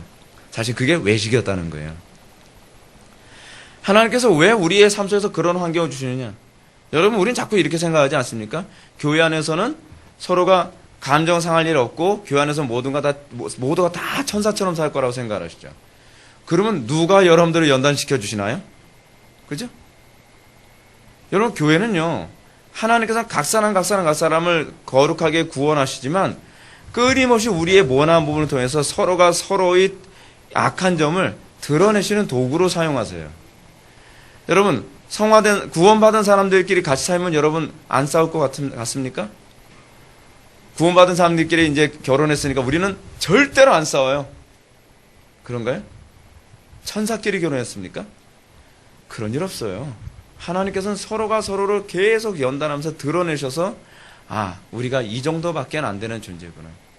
계속 드러내시려 원하시는 거죠. 그래서 겸손이란 뭐라고 했냐면 우리의 마음을 있는 그대로 굴복시키는 상태예요. 자기 자신의 비참한 핍절한 상태를 깨닫고 전적으로 무너져 내린 상태인 것이다. 아무리 밟아도 전 사실 아무것도 아니에요. 사실이에요. 라고 하는 것이 성경에서 얘기하는 겸손이지, 겉으로는 굽신굽신하고 겉으로는 낮은 척을 안 내 속으로는 굉장히 기분 나쁜데 나는 뭘로 보는 거야? 이건 사실은 위장된 겸손이라는 거예요. 그 위장된 겸손은요, 아무리 가지고 있어봐야 구원에 아무 도움이 안 돼요. 그건 신앙도 아니고 성화도 아니에요. 바리새인일 뿐이에요. 바리새인. 그래서 여러분 다음 패러그래프 밑에서 두 번째 보면 겸손한 자란 바로 자기들의 빈곤함을 알고서 괴로워한 중에 있는 자들이다. 여러분 이걸 보면 여러분 딱 떠오르는 사람 있지 않습니까? 가나안 여인. 가나안 여인이 예수님께 뭐라 하죠? 다윗의 자손 예수여 나를 불쌍히 여기소서 내 아들이 귀신 들려 죽게 생겼나이다. 예수님 뭐라 그러죠? 예수님이요? 겸손한 척하는 여자일 거라고 우리는 추측할 수 있어요. 근데 이 여자가 겸손한 척하는 여자가 아니라는 것을 입증하기 위한 하나의 과정이 우리에게 나타나고 있죠. 자네의 떡을 취하여 계획의 주인이 마땅치 아니하도다. 여러분, 우리가 그러면서도 하나님께 긍휼을 구할 준비되어 있나요? 그럴 수 있나요? 어떤 분이 이런 얘기를 해요. 어느 부흥에 은혜 받으러 갔대요. 은혜 받으러 갔는데 다 열심히 기도하면 옛날에 부흥 강사들이 와서 다 안수기도 해주고 그러지 않습니까? 안수기도 해주는데 자기만 쏙 빼놓고 기도를 안 해주고 가더래요. 자존심도 상하고 기분도 되게 나쁘고 왜 나만 빼? 먼 거죠. 먼 거예요. 우리를 개 취급하더라도 긍휼만 베풀어 주십시오. 이게 신앙이라는 것을 예수님께서는 그 사건을 통해서 우리에게 잘 보여주고 있는 것이죠. 예수님께서 의도적으로 하신 거죠. 겸손이란 척하는 게 아니에요. 겸손이란 자기의 빈곤함을 아는 거예요. 내가 진짜 개만도 못한 존재라는 걸 아는 거예요. 실제로요. 그냥 참는 게 아니에요. 아시겠습니까? 우리는 내가 자존심 상해도 참는 게 신앙이지 그게 아니라 내가 이 정도밖에 안 되는구나. 그거를 알고 인정하는 거예요. 근데 여러분 그렇지 않아요? 십자가 못 줍니다. 십자가를 져도요, 어느 정도까지 지는 척은 할 수 있어요. 근데 어느 정도 딱 되면 더러워서 더 이상 못 해먹겠다 그 소리 나와요. 뭐죠? 지는 척을 한 거죠. 그거는요, 정신력으로 진 거지 믿음으로 진 게 아니에요. 하나님께서 항상 정신력과 믿음을 구분할 수 있기를 원하세요. 왜냐하면 정신력이 무지하게 강한 사람들이 많거든요. 특히 한국 사람들. 한국 사람 독종이라고 그러잖아요. 십자가를 정신력으로 지는 사람들이 많이 있어요. 근데 그게 정신력이냐 아니냐를 구분하는 건요, 어느 정점이 딱 도달해 봐야만 거기서 드러나요. 드러나는 거죠. 밑에서 세 번째 줄 이사야 말을 볼까요? 이사야서에서도 그와 같이 말씀하고 있다. 물은 마음이 가난하고 심령이 통회하며 내 말을 듣고 떠는 자, 그 사람은 내가 돌보려니와. 여러분 여기서 재미있는 표현이 하나 나옵니다. 296페이지 넘어갈까요? 위에서 네 번째 줄을 보시기 바랍니다. 통회라는 낱말을 접할 때마다 우리는 마음의 상처 때문에 땅바닥에 엎드린 채 다시 일어나지 못하는 사람을 생각해야 한다. 통회가 뭐죠? 통회? 통회란 마음의 상처를 입어서 완전히 KO된 상태예요. 신앙은요, 신앙이 무엇인가? 겸손을 위해서 필요한 게요, 여러분들 인정하기 참 어려울 겁니다. 겸손을 위해서는 충분한 상처가 필요합니다. 충분히 상처받지 않고서는 여러분 겸손해질 수가 없어요. 아, 정말 어떻게 하나요? 뒤로 물를 수도 없고, 그죠? 제가 목회를 하면서 자꾸 저희 하나님의 은혜와 긍휼이 어느 정점에 점점 가까이 가다가 그 하나님의 은혜에 도달하지 못하고 떨어져 나가는 사람들 특징이 뭐냐면 그 쓸데없는 자존심 때문이에요. 아, 나 이렇게까지 신앙생활 못하겠다. 그러면서 더 이상 하나님 말씀을 살 생각 안 하고 튕겨져 나가는 거죠. 여러분, 신앙이란 충분히 상처를 받아야만 합니다. 공동체 지체되어 관계에서도 여러분들 교만함이 꺾이는데 상처 안 받고 교만함이 꺾일 재간이 있겠습니까? 어쩔 수 없어요. 상처 안 받고 교만함이 꺾이지 않아요. 제가 언젠가도 우리 고모할머니에 대해서 말씀드렸죠. 우리 고모할머니가 그 당시에 서울대학교 출신이었어요. 서울대학교 나왔으면 프라이드 장난이 아니죠. 그 당시에 서울대학교. 우리 고모할머니 친구들은 다 대학교 교수, 외국 유학까지 갔다 와서 하여간 최고의 자리를 다 찾아오기 때요. 근데 우리 고모할머니는 남편 잘못 만나가지고서 무능한 남편 잘못 만나가지고 맨날 힘들게 살다가 너무 가난해가지고 어느 날 새벽에 김장김치를 해야 되는 시기인데 배추를 구할 돈이 없으니까 옛날 배추 장사들 배추 쓸모없는 거 다 떼어내고서 그 깨끗한 부분만 팔잖아요. 그럼 이제 산더미처럼 쌓아놓은 것 중에 이제 새벽 미명에 어슴푸레 할 때 가가지고서 이제 먹을 만한 거 있으면 좀 찾는 거예요. 서울대학교 나왔다는 양반이 그거 하고 있는 거예요. 이거 먹을 만한 거 없나 헤쳐가면서 요즘 괜찮았으면 좀 띄어내고 요것도 좀 벌레 먹었어 그래도 좀 시들시들하 좀 한 절 주워 담고 있는 거예요.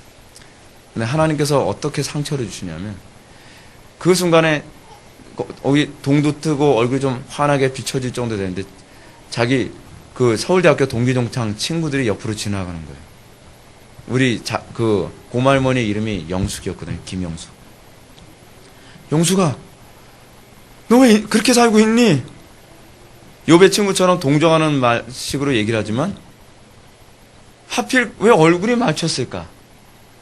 그냥 이러고 있어서 그냥 누가 거지가 저러고 있나 보다 했으면 모르겠는데 이렇게 하고 딱 쳐다보는데 그냥 얼굴을 맞춘 거예요. 미치는 거죠. 죽고 싶더래요, 진짜.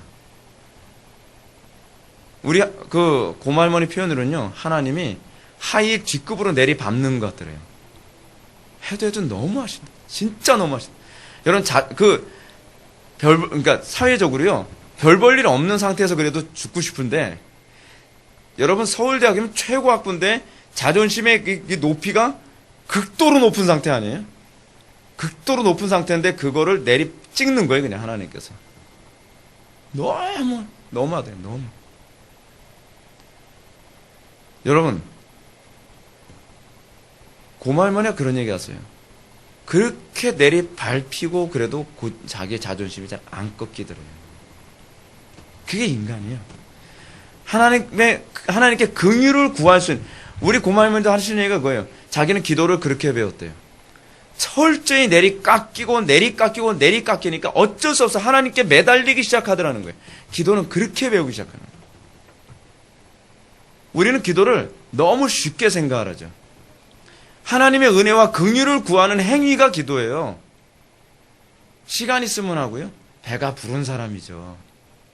여유 있으면 하고, 기분 좋으면 하고, 종교 생활이죠. 취미 생활이죠. 여러분 취미 생활 그렇게 하지 않습니까? 기분 좋을 때 하고, 여유 있을 때 하고, 그런 거 아니에요? 기도는요, 처절한 싸움이에요. 여건 따져요? 여러분? 저는요, 요즘 기도할 시간이 없었어요. 배가 불렀구만. 그렇잖아요? 하나님께 긍휼을 구해야 되는데, 여러분, 여건 따집니까? 우리가 왜 기도를 안 하고, 우리가 왜 기도를 대충 하는지 아세요?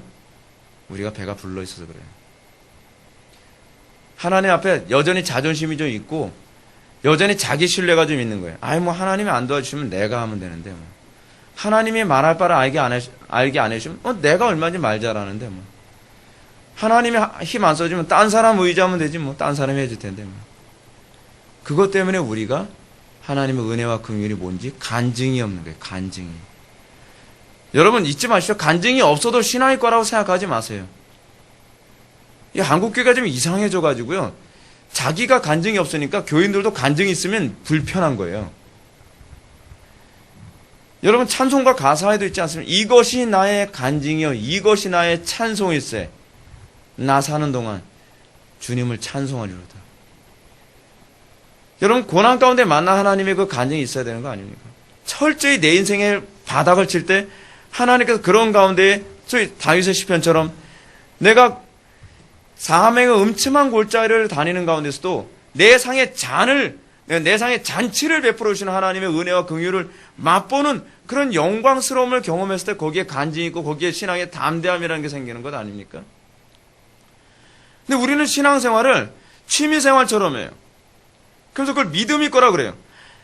거의 다 믿음이 아닌 상태에다가 자기도 거의 다 똑같이 비슷한 수준이니까 자기도 믿음일 거라고 생각하는 거죠. 여러분, 여러분들의 신앙이 믿음이냐 아니냐는 평균치로 따지지 마세요. 여러분들이 따져야 될 것은 성경이에요. 성경이 무엇을 신앙이라고 규정하고 있는가? 성경이 무엇을 겸손이라고 규정하고 있는가? 그거예요, 그거. 겸손은 하나님 앞에 나의 무능을 인정하고 내가 하나님께만 무릎을 꿇는 태도예요. 사람한테 굽신거리는 게 겸손이 아닙니다. 그래서 여러분 7절 보면 그리스도께서는 죄인을 영접하심. 굳이 설명 안 해도 아시겠죠. 내가 죄인이라는 걸 인정하지 않으면 하나님께서는 우리를 영접하지 않으세요. 그죠? 예수님이 바리새인들 보면 뭐라 그러죠? 병자에게라야 의원이 쓸데있느니라. 너희들이 건강하다 하니 의원이 쓸데없구나. 너희들이 본다 하니 너희들은 소경임에 틀림없구나. 너희들이 의인이라 하니 구원자가 필요 없구나. 그거 아닙니까? 예수 그리스도가 필요하다고 느끼는 건 내가 죄인이라는 것을 철저히 자각하는 사람이고 예수 그리스도가 필요하다고 느끼는 사람은 내가 전적으로 무능한 존재라는 것에 인식이 있을 때라야만 예수 그리스도가 필요하다고 생각하고 내가 예수 그리스도가 필요하다고 하는 사람은 나에게는 아무 생명이 없고 내가 죽은 존재라고 생각할 때라야만 예수 그리스도만이 나의 생명이라는 걸 인정하는 거예요. 밑에서 네 번째 줄. 그러므로 여기서 우리는 하나님 앞에서 우리를 철저히 낮추는 것이 얼마나 그를 기쁘시게 하는가를 알 수 있다. 그 다음 줄. 우리 마음속에 철저히 비워지지 않고서는 하나님의 긍휼하심을 받아들이도록 마음을 열 수가 없다. 어쩔 수 없어요. 철저히 우리가 낮아지기 전에는 하나님의 긍휼히 여기심을 받아들일 수가 없어요. 이스라엘아, 암탉이 새끼 그 병아리를 품으려고 얼마나 너희들에게 팔을 벌렸느냐. 그러나 너희들이 원치 아니하였도다. 그 긍휼하심을 받아들일 생각을 하지 않아요. 그죠? 왜요? 교만 때문에 그래요. 교만 때문에. 8절 보면 나 자신에 대한 신뢰를 몰아냄. 그러므로 그리스도의 부르심에 귀를 기울이려면 모든 교만함과 안일한 자기 만족을 버려야 한다. 여러분, 어려운 일 아닙니까? 교만은 우리 자신의 의의를 인정하는 어리석음에서 나온다. 교만이 어디서 나온다고요? 내가 뭔가 좀 의롭다고 생각하는 거. 근데 왜 자꾸 나를 의롭다고 보게 되느냐? 이유가 있어요. 하나님의 의의를 안 보면 내 의의가 보여요. 절대적인 의의가 안 보이면 상대적인 의의가 좀 우월해 보인다는 얘기예요. 백설공주가 안 보이면 내가 미인이라고 생각하는 거예요. 그죠? 뭐 그런 식이에요. 여러분, 왜 백설공주의 엄마가 그토록 백설공주를 미워하는 거죠? 내가 절대적으로 아름답다고 생각하는데 백설공주 때문에 내가 상대적으로 밉게 생겼다는 걸 알게 되는 거죠. 우리가 왜 하나님을 자꾸 거부하냐 하면 나는 내가 세상에서 제일 이쁜 사람이고 내가 세상에 제일 괜찮은 사람이라고 생각하고 싶은데 성경은 그걸 폭로를 해요. 성경은 마치 거울과 같은 역할을 하죠. 거울아 거울아, 성경아 성경아, 이 땅에서 제일 착한 사람이, 제일 선한 사람이, 제일 능력 있는 사람이 누구라고 그러니 하면서 성경을 읽는데 성경은 예수 그리스도십니다. 기분이 불쾌해지는 거죠. 왜 나를 의롭다고 하지 않고 왜 나를 끊임없이 죄인 취급하는 거지? 나를 왜 추녀 취급하는 것이? 그게 기분 나쁜 거예요.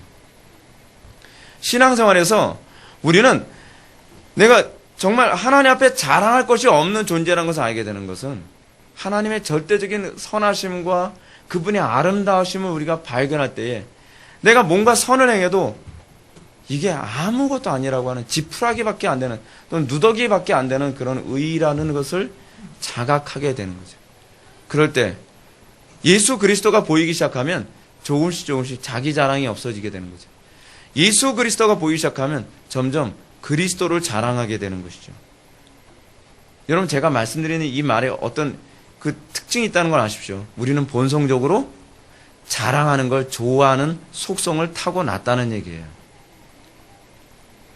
자랑하는 속성 자체가 잘못된 게 아니에요. 우리는 본성적으로 그리스도를 자랑하도록 창조됐으나 타락한 이후에는 하나님을 찬양, 그 소위 자랑하는 방식이 찬송이거든요. 찬송. 하나님을 찬송하도록 창조된, 하나님을 자랑하도록 창조된 존재가 타락한 이후에는 나를 자랑하고 나를 찬송하는 그 즐거움으로 인생을 살아간다는 거예요. 여러분, 그게 타락이라는 거 알고 계십니까? 그것이 하나님 앞에서 얼마나 혐오스러운 것인지 알고 계십니까? 사람이 하나님 앞에서 무언가 스스로 공로가 있고 내세울 만한 것이 있다고 생각하는 데서 나오는 것. 그것이 우리의 문제죠.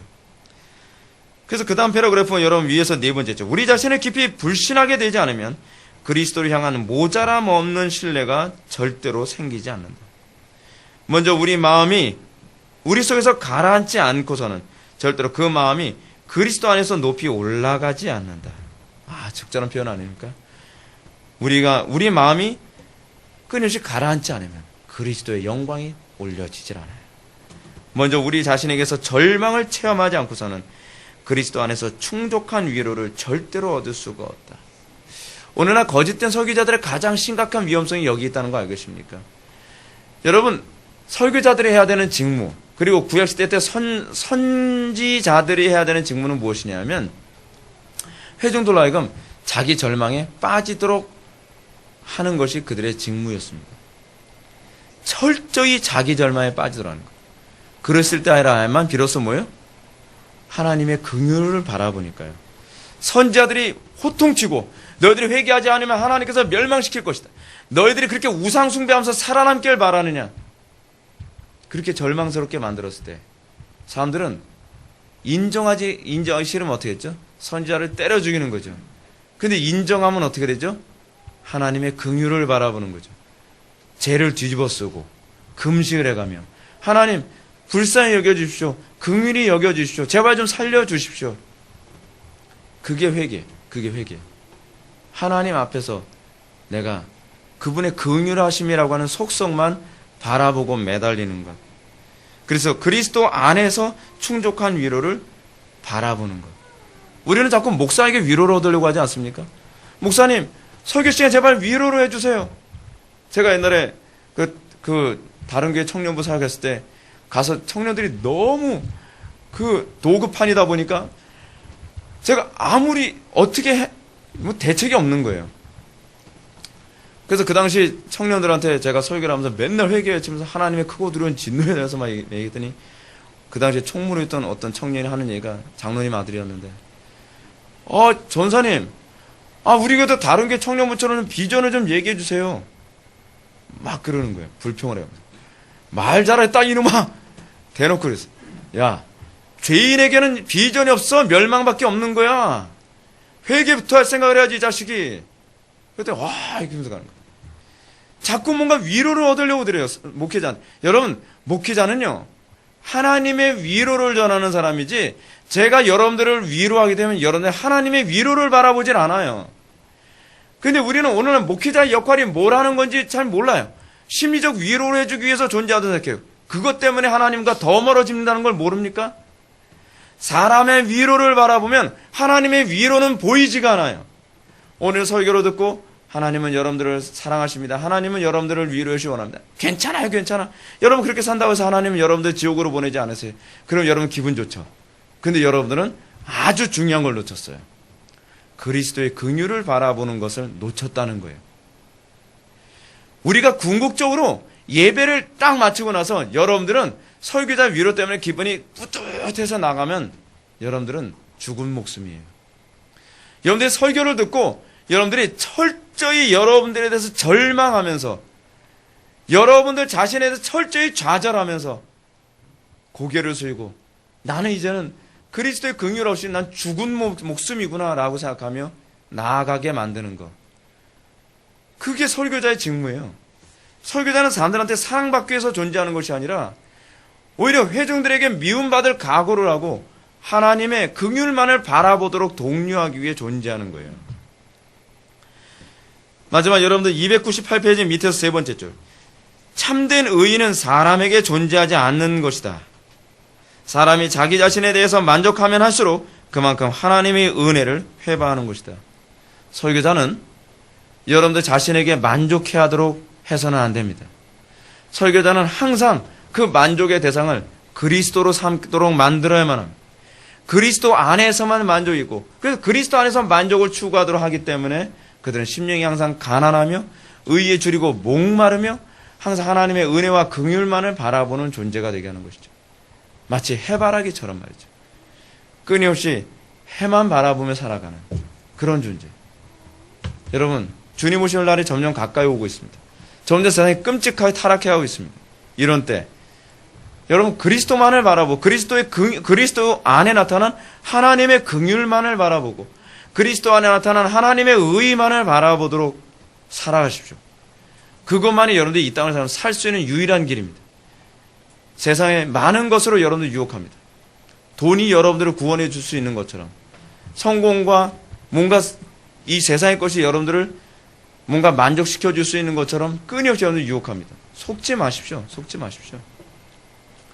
오로지 그리스도만이 여러분들의 생명이고 그리스도께서만이 여러분들 이 마지막 때 여러분들을 산성의 요새요 방패로 여러분들 지켜주실 유일한 분이시라는 것을 믿으시기 바랍니다. 기도하시겠습니다.